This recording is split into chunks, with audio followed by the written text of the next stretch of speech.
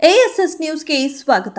ಕೋಲಾರ ಜಿಲ್ಲೆಯ ಶ್ರೀನಿವಾಸಪುರ ತಾಲೂಕಿನ PLD bank ನಿರ್ದೇಶಕ ಸ್ಥಾನಗಳಿಗೆ ಜನವರಿ 19ರಂದು ಚುನಾವಣೆ ನಡೆಯುತ್ತಿದ್ದು, ಇಂದು ನಾಮಪತ್ರ ಸಲ್ಲಿಕೆಗೆ ಕೊನೆಯ ದಿನವಾಗಿದ್ದು, ಲಕ್ಷ್ಮೀಪುರ ಕ್ಷೇತ್ರದಿಂದ ಕಾಂಗ್ರೆಸ್ ಬೆಂಬಲಿತ ಅಭ್ಯರ್ಥಿಯಾಗಿ ಮಂಚಿನೀಳಕೋಟೆ ರೆಡ್ಡೆಪ್ಪ ಒಂದೇ ನಾಮಪತ್ರ ಸಲ್ಲಿಕೆಯಾದ ಕಾರಣದಿಂದಾಗಿ ನಾಮಪತ್ರ ಸಲ್ಲಿಕೆ ಸಮಯ ಮುಕ್ತಾಯವಾಗುತ್ತಿದ್ದಂತೆ ನಾಮಪತ್ರ ಸಲ್ಲಿಕೆ ಮಾಡಿರುವ ರೆಡ್ಡೆಪ್ಪ ಸ್ನೇಹಿತರು ಹಾಗೂ ಬೆಂಬಲಿಗರು ಜೈಕಾರ ಕೂಗಿ ಸಂಭ್ರಮಾಚರಣೆಯನ್ನ ಮಾಡಿದರು.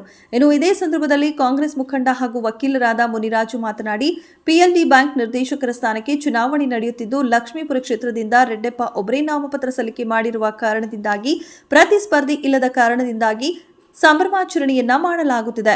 ಮಾಜಿ ಸ್ಪೀಕರ್ ರಮೇಶ್ ಕುಮಾರ್ ಅವರ ಆಶೀರ್ವಾದದೊಂದಿಗೆ ಹಾಗೂ ದಿಂಬಾಲ್ ಅಶೋಕ್ ಅವರ ಮಾರ್ಗದರ್ಶನದಲ್ಲಿ ರೆಡ್ಡೆಪ್ಪ ಅವಿರೋಧವಾಗಿ ಆಯ್ಕೆಯಾಗಿದ್ದು, ಚುನಾವಣಾ ಅಧಿಕಾರಿಗಳು ಅಧಿಕೃತ ಘೋಷಣೆ ಒಂದೇ ಬಾಕಿ ಇದೆ.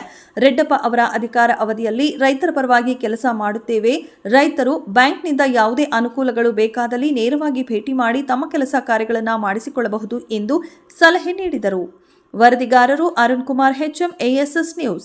ನಿರಂತರ ಸುದ್ದಿ ಸಮಾಚಾರಗಳನ್ನು ನೋಡ್ತಾ ಇರಿ, ಇದು ನಿಮ್ಮ ASS ನ್ಯೂಸ್.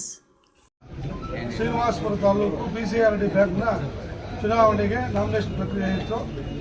ಬೆಳಗ್ಗೆಯಿಂದ ನಮ್ಮ ಎಲ್ಲ ಕ್ಷೇತ್ರಗಳಿಂದ ನಮ್ಮ ನಾಮಿನೇಷನ್ಸ್ ಹಾಕಿದ್ದಾರೆ. ಒಂದು ಕಡೆ ಎರಡು ಕ್ಷೇತ್ರದಲ್ಲಿ ಎರಡು ಜಮಲಿದ್ದಾವೆ. ಮಿಕ್ಕ ಎಲ್ಲ ಅವಿರೋಧವಾಗಿ ಹಾಕಿರ್ತಕ್ಕಂಥದ್ದು. ಅದನ್ನು ಕೂತ್ಕೊಂಡು ಮಾತಾಡ್ಕೊಂಡು ಸರಿ ಮಾಡ್ಕೊಳ್ತೇವೆ.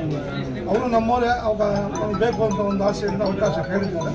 ಅದು ಕೂತ್ಕೊಂಡು ನಾಳೆ ಸೆಟ್ಲ್ ಮಾಡಿಕೊಂಡು ಎಲ್ಲವನ್ನೂ ಅವಿರೋಧವಾಗಿ ಹಾಕಬೇಕು ಅಂತ ನಾವು ಪ್ರಯತ್ನ ಪಡ್ತಾ ಇದ್ದೀವಿ. ಇದರ ನಮಗೆ ಯಾಕೆ ಅಂತಂದರೆ, ಈ ಬ್ಯಾಂಕು ಅಂತಂದರೆ ರಮೇಶ್ ಕುಮಾರ್ ಅವರು ಹುಟ್ಟಿದ ಮನೆ. ಅವ್ರ ರಾಜಕೀಯ ಸ್ಟಾರ್ಟ್ ಆಗಿದೆ ಈ ಬ್ಯಾಂಕಿಂದ. ಇವತ್ತು ನಮ್ಮ ಕಾಂಗ್ರೆಸ್ ಪಕ್ಷದ ರಾಜಕಾರಣ, ರಮೇಶ್ ಕುಮಾರ್ ಅವರ ಗುಂಪು ರಾಜಕಾರಣ ಎಲ್ಲ ಸೇರಿ ಈ ಬ್ಯಾಂಕಲ್ಲಿ ನಡೀತಾ ಇದೆ. ಹಾಗಂತ ನಾವೆಲ್ಲರಿಗೂ ಲೋನ್ಸ್ ಯಾರು ಬಂದು ಕೇಳಿದ ತಕ್ಷಣ ಲೋನ್ಸು ಕೊಟ್ಟಿದ್ದೀವಿ, ಎಲ್ಲರೂ ಮಾಡಿದ್ದೀವಿ. ಯಾಕೆ ನಾನು ರಮೇಶ್ ಕುಮಾರ್ ಬಗ್ಗೆ ಪದೇ ಪದೇ ಹೇಳ್ಬೇಕಾಗ್ತದೆ, ಲಾಸ್ಟ್ 5 years ಬೇಕು ನಮ್ಗೆ ಲೋನ್ಸ್ ಕೊಡೋಕ್ಕೆ ಎಲಿಜಿಬಲ್ ಇರಲಿಲ್ಲ ಬ್ಯಾಂಕು. 50% ಮೇಲೆ ಇರ್ತಕ್ಕಂಥ ಬ್ಯಾಂಕ್ 60% ಬೇಕು ಅಂತಂದರು. ನಮ್ಗೆ 50 ಬಂತು, 10% ಇರಲಿಲ್ಲ. ನಾನು ಅವ್ರ ಹತ್ರ ಹೋಗಿ ರಮೇಶ್ ಕುಮಾರ್ ಸಾಹೇಬ್ ಹತ್ರ ಮಾತನಾಡಿ ಮಿನಿಸ್ಟ್ರ್ ಹತ್ರ ಅವ್ರಿಗೆ ಕಳಿಸಿದ್ರು. ಹೋಗಿ ಮಾತಾಡ್ಕೊಂಡ್ಬಂದು ಫೈನಾನ್ಸ್ ಡಿಪಾರ್ಟ್ಮೆಂಟು ಕೂಡ ಅಮೌಂಟ್ ಇಲ್ಲ ಅವರೇ ಮಾತಾಡಿ ಮಾಡಿ ನಮ್ಗೆ ಲೋನ್ಸ್ ಕೊಡೋಕ್ಕೆ ಅವಕಾಶ ಆಯಿತು. ಆ ಒಂದು ಅವಕಾಶದಿಂದ ಇಡೀ ಸ್ಟೇಟ್ಗೆಲ್ಲ 50% ಎಲ್ಲ ಬ್ಯಾಂಕ್ಗಳಿಗೂ ಆಗಿದೆ. ಅಂಥವೆಲ್ಲ ನಮ್ಮ ರಮೇಶ್ ಕುಮಾರ್ ಅವರು ಮಾಡಿದ್ದಾರೆ. ನಾವು ಅವ್ರನ್ನ ಯಾವತ್ತೂ ಅವ್ರ ಋಣ ನಾವು ಮರೆಯೋಕ್ಕಾಗೋದಿಲ್ಲ. ಈ ಬ್ಯಾಂಕ್ ಅವ್ರ ಸಹಕಾರ, ಅವ್ರ ಆಶೀರ್ವಾದ ಯಾವತ್ತಿಗೂ ನಮ್ಮ ಮೇಲೆ ಇರಬೇಕು ಅಂತ ಭಗವಂತನ ಪ್ರಾರ್ಥನೆ ಮಾಡ್ತೀವಿ. ನಮ್ಗೆ ಅವ್ರು ಎರಡನೇ ದೇವರಿದ್ದಂಗೆ. ಇಲ್ಲಿರ್ತಕ್ಕಂಥ ಎಲ್ಲರೂ ನಮ್ಮ ಸ್ನೇಹಿತರು, ನಮ್ಮ ಕಾರ್ಯಕರ್ತರು, ನಮ್ಮ ಹಿರಿಯರು ಕಿರಿಯರು ಎಲ್ಲರೂ ಸಹಕಾರ ನೀಡಿದ್ದಾರೆ. ನಿಮಗೆಲ್ರಿಗೂ ಧನ್ಯವಾದಗಳು. ನಿಮ್ಮೆಲ್ಲರೂ ಶ್ರಮ ಇದರಲ್ಲಿದೆ. ಕ್ಯಾಪ್ಟನ್ ಆಗಿ ನಾನು ಮುಂದೆ ಇರ್ಬೋದು ಅಷ್ಟೇ, ಬಟ್ ನಿಮ್ಮೆಲ್ಲರೂ ಶ್ರಮ ಇರೋದಕ್ಕೆ ನಾವು ಇವತ್ತು ಇಷ್ಟೊಂದು ಇದ್ರಾಗಿ ಮಾಡ್ಕೊಂಡು ಬಂದಿದ್ದೀವಿ.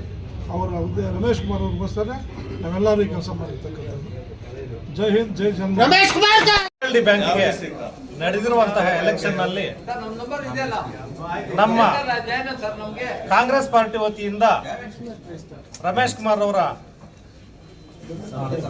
ಆಶೀರ್ವಾದದಿಂದ ನಮ್ಮ ದಿಂಬಾಲ್ ಅಶೋಕನ್ನವರ ನೇತೃತ್ವದಲ್ಲಿ ನಡೆದಿರುವಂತಹ ಈ ಎಲೆಕ್ಷನ್ನಲ್ಲಿ ಲಕ್ಷ್ಮೀಪುರ ಕ್ಷೇತ್ರದಿಂದ ಮಂಚಿನೀಳಕೋಟೆ MN ರೆಡ್ಡೆಪ್ಪ ಅವರು ನಾಮಿನೇಷನ್ ಹಾಕಿದ್ದು, ಎಲ್ಲ ಕ್ಷೇತ್ರದ ಎಲ್ಲ ಜನತೆ ಕೂಡ ಸಹಕಾರ ಕೊಟ್ಟು ಇನಾಮಿನೇಸ್ ಆಗಿ ಅವರನ್ನ ಗೆಲ್ಲಿಸಿರುವುದಕ್ಕೆ ನಮಗೆಲ್ಲ ಸಂತೋಷ ಆಗಿದೆ. ಈ ತಾಲೂಕಿನ ಆಡಳಿತದಲ್ಲಿ ರಮೇಶ್ ಕುಮಾರ್ ಅವರ ಆಡಳಿತ, ಅವರು ಬೇರೆ ಕಡೆ ಇದ್ರೂ ಸಹ ತಾಲೂಕಿನ ಆಡಳಿತದಲ್ಲಿ ಅವರು ಎಲ್ಲ ವರ್ಗದ ಜನರಿಗೂ ಸಾಮಾಜಿಕ ನ್ಯಾಯವನ್ನು ಒದಗಿಸಿಕೊಡ್ತಾ ಇದ್ದಾರೆ. ಇದರಿಂದ ಅವರ ಬೆಂಬಲಿಗರಿಗೂ, ತಾಲೂಕಿನ ಆಡಳಿತಕ್ಕೂ, ತಾಲೂಕಿನ ಜನತೆಗೂ ನೆಮ್ಮದಿ ತರುವಂತಹ, ಅಭಿವೃದ್ಧಿ ಹೊಂದುವಂತಹ ವಿಶ್ವಾಸ ಜನತೆಗೆ ಮೂಡಿದೆ. ಆದ್ದರಿಂದ ನಮಗೆ ತುಂಬಾ ಸಂತೋಷ ಆಗಿದೆ. ಈಗ ಈ ಒಂದು ದಿನ ನಡೆದಿರುವ PLD ಬ್ಯಾಂಕ್ ನಾಮಿನೇಷನ್ಗಳನ್ನು ಇದುವರೆಗೆ ಪೂರ್ಣಗೊಳಿಸಲಾಗಿದೆ. ಲಕ್ಷ್ಮೀಪುರ ಕ್ಷೇತ್ರಕ್ಕೆ ರಮೇಶ್ ಕುಮಾರ್ ಸಾಹೇಬರು,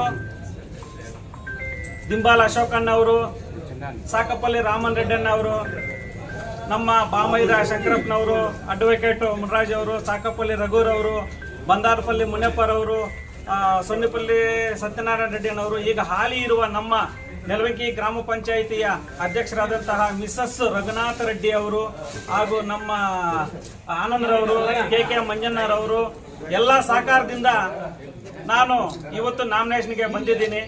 ನಾಮಿನೇಷನ್ ಹಾಕಿದ್ದೀನಿ. ನನಗೆ ಯಾರು ಎದುರುದಾರರು ಹಾಕಿಲ್ಲ. ಅದು ನನ್ನ ಅದೃಷ್ಟ. ಜೈ ರಮೇಶ್ ಕುಮಾರ್.